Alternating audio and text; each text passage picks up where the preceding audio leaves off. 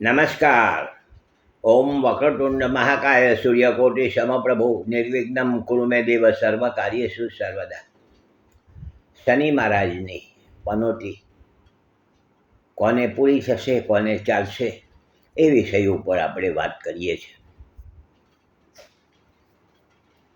શનિ મહારાજ 29 માર્ચ 2025ના રોજ કુંભ રાશિમાંથી મીન રાશિમાં પ્રવેશ થશે. એની સાથે જે લોકોને પનોતી ચાલે છે એને પૂરી થશે અને અમુક જેને કહેવાય મોટી પનોતી ચાલે છે એને તબક્કા બદલાશે.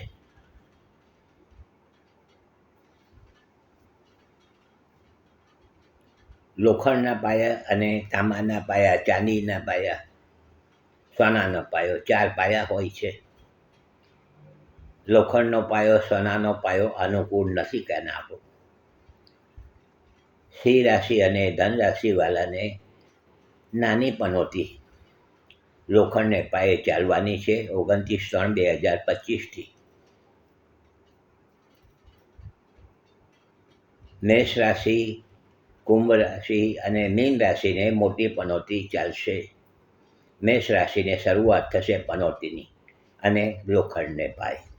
કુંભ રાશિને રૂપાને પાયે અને મીન રાશિને સોનાને પાયે. તો આ રીતે તબક્કા બદલાવાના છે. અને આની સાથે મેં જે ગયા એપિસોડમાં વાત કરી કે અત્યારે સૂર્યનારાયણ ભગવાન મીન રાશિમાં ચાલે છે. શનિ મહારાજનો પ્રવેશ મીન રાશિમાં થશે એટલે શનિ અને સૂર્યનો યોગ જ થશે. અને ઓલરેડી અત્યારે મીન રાશિમાં પણ રાહુ મહારાજ ચાલે છે. અને આ રાહુ મહારાજ 2025ના મે મહિના સુધી, 2025 મેના એન્ડ સુધી રાહુ મહારાજ મીન રાશિમાં ચાલવાના છે. એટલે મીન રાશિમાં 29/3/2025થી 3 ગ્રહો ભેગા થશે: સૂર્ય, શનિ અને રાહુ. સૂર્ય રાહુ તો અત્યારે ચાલે જ છે. દેવ મીન રાશિમાં ગ્રહણ યોગ બન્યો છે. સૂર્ય સત્તાનો કારક છે. શનિ મહારાજ આમ જનતાના નીચલા વર્ગના કારક છે. અને રાહુ કાવા દાવાના છે, રમત રાજનીતિના કારક. તો એપ્રિલ મહિનાની 13મી તારીખે સૂર્યનારાયણ ભગવાન મીન રાશિમાંથી મેષ રાશિમાં આવી જશે. અને સૂર્ય અને શનિના યોગ છૂટા પડી જશે, યુતિ છૂટી પડશે. અને શનિ અને રાહુ ભેગા ચાલશે મેના એન્ડ સુધી. તો આ તમામ ગ્રહોના જોતા એમ કહી શકાય કે આવનારા અત્યારે જે ગ્રહો ગોઠવાયા છે તેના આધારે એમ કહી શકાય કે આવનારા 3 મહિના દેશ અને દુનિયા માટે એટલા અનુકૂળ ન કહી શકાય.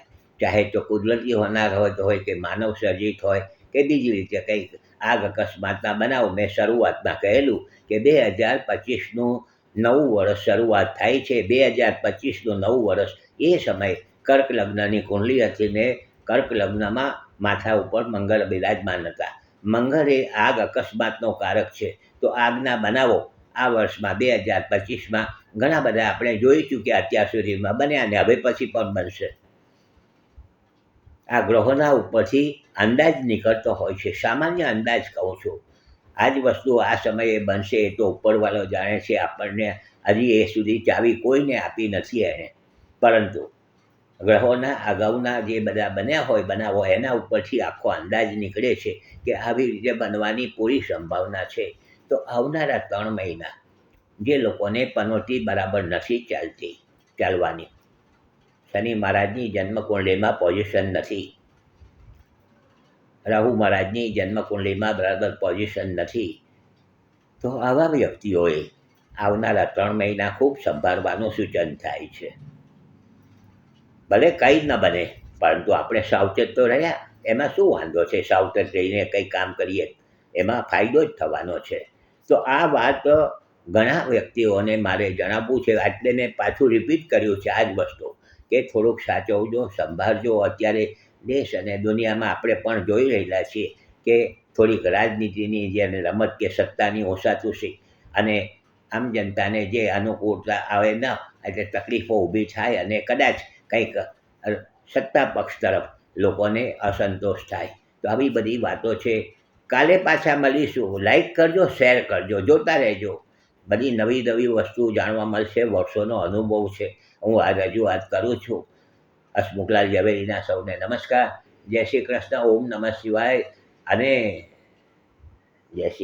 ફરીથી નમસ્કાર. જય શ્રી કૃષ્ણ.